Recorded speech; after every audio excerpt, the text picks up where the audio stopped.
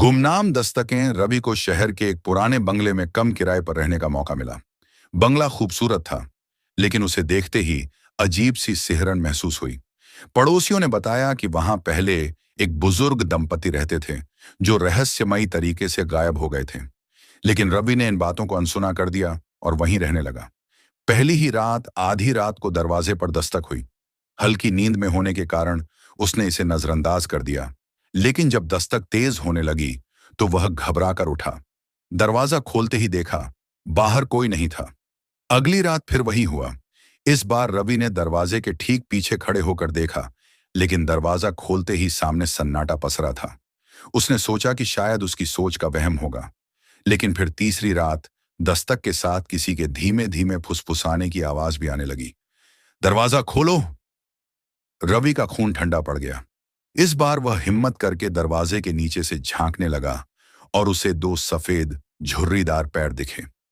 डर के मारे उसकी सांस अटक गई। जब उसने दरवाजा झटके से खोला तो वहां कोई नहीं था, लेकिन जमीन पर ताजा पानी की बूंदें गिरी हुई थीं, जैसे कोई अभी अभी भीगा हुआ वहां खड़ा था। अब रवि को यकीन हो गया कि बंगले में कुछ अजीब है। उसने दरवाजे के बाहर कैमरा लगा दिया और अगली रात का इंतजार करने लगा। ठीक 12 बजे फिर दस्तक हुई। इस बार वह हिम्मत करके कैमरे की रिकॉर्डिंग देखने लगा।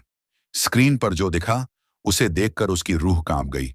एक बूढ़ा आदमी, जिसके चेहरे पर गहरे घाव थे, दरवाजे पर दस्तक दे रहा था।